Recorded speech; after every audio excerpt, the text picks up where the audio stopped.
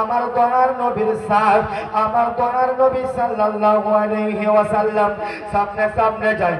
সময় সময় আবু বকর সিদ্দিক পিছনে চলে আসে, আবার চলাচলি করে, আবার আবু বকর সিদ্দিক ডান দিকে চলে আসে, আবার আবু বকর সিদ্দিক চলাচলি করে, আবার যেন বাম দিকে চলে আসে। সামনে যায় পিছনে যায়, আগে বামে, এইরকম হযরতে আবু বকর সিদ্দিক করে। আমার দয়ার নবী বললেন, আবু বকর বলো, আবু বকর বলো বলো বলো, তোমার মামলাটা কি আছে? আবু বকর বলো। একবার তুমি সামনে দিকে যাও, আবার তুমি আমি নবীর পিছন দিকে যাও, আবার তুমি জানো ডান দিকে আসো, আবার তুমি বাম দিকে হয়ে যাও। আবু বকর বলো। আমার আবু বকর সিদ্দিক বললেন, ইয়া রাসূলুল্লাহ, ইয়া হাবিবাল্লাহ, নবী নবী গো, আপনার আমি একবার সামনে দিকে যাই, আবার আমি পিছন দিকে আসি, আবার আমি ডান দিকে হয়ে যাই, আবার আমি বাম দিকে হয়ে যাই। নবী গো, আমার সামনে পিছে আগে পিছে হওয়ার কারণ আছে, আমার উদ্দেশ্য আছে গো ইয়া রাসূলুল্লাহ। আমার দয়ার নবী বললেন, কি উদ্দেশ্য? আবু বকর বলো। আমার আবু বকর বললেন, ইয়া রাসূলুল্লাহ, ইয়া হাবিবাল্লাহ, নবী গো,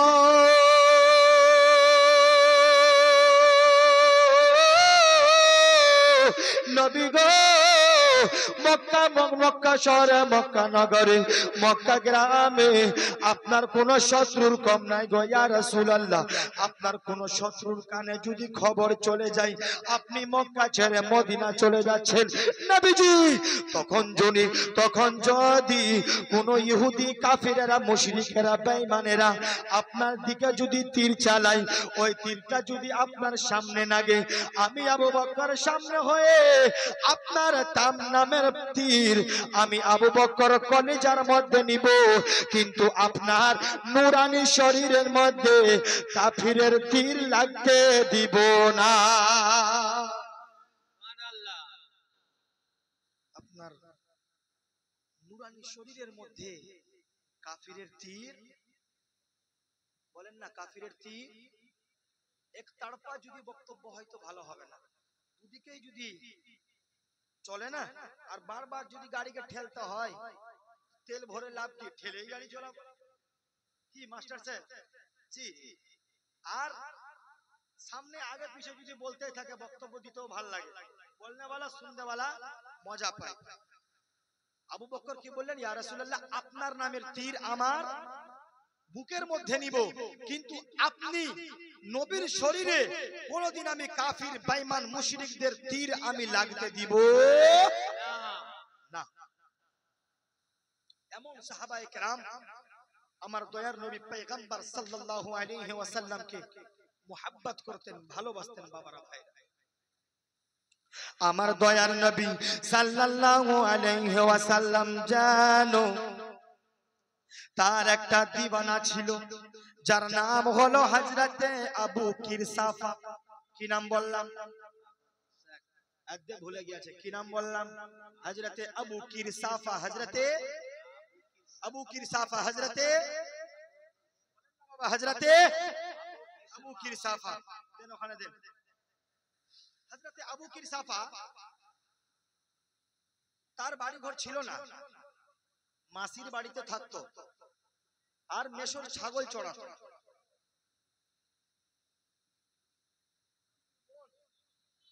আচ্ছা, ডাবলুর দিদি 200 টাকা, মাসির বাড়িতে থাকতো। বাবা ছিল না, মা আর ছেলে হযরতে আবু কিরসাফা, যুবক সন্তান। আমার দয়ার নবীর তার মেশর বাড়িতে থাকে, আর তার মেশর ছাগল চড়ায়।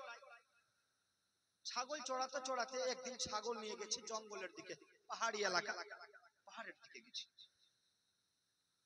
হযরতে আবু কিরসাফা রাদিয়াল্লাহু তাআলা আনহু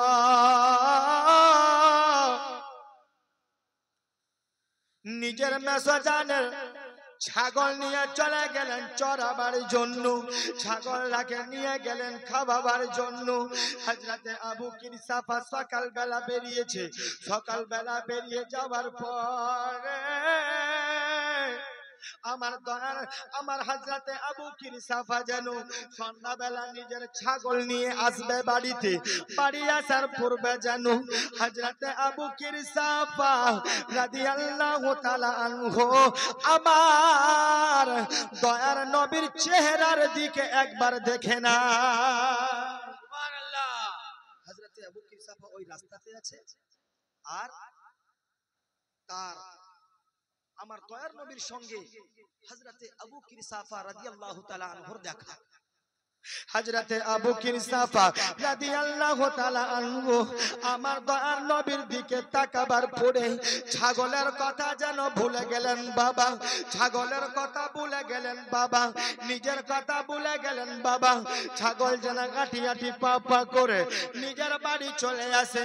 হযরতে আবু কিরসাফা আমার দয়ার নবীর দিকে যেন টুক টুক করে তাকিয়ে থাকে। হযরতে আবু কিরসাফা বলে, দুনিয়ার মানুষেরা রে, এত সুন্দর চেহারার মালিক, এত সুন্দর চুল মোবারক, এত সুন্দর চেহারা মোবারক রে, এই রকম সুন্দর মানুষ আমি আবু কিরসাফা জীবনে দেখিনি।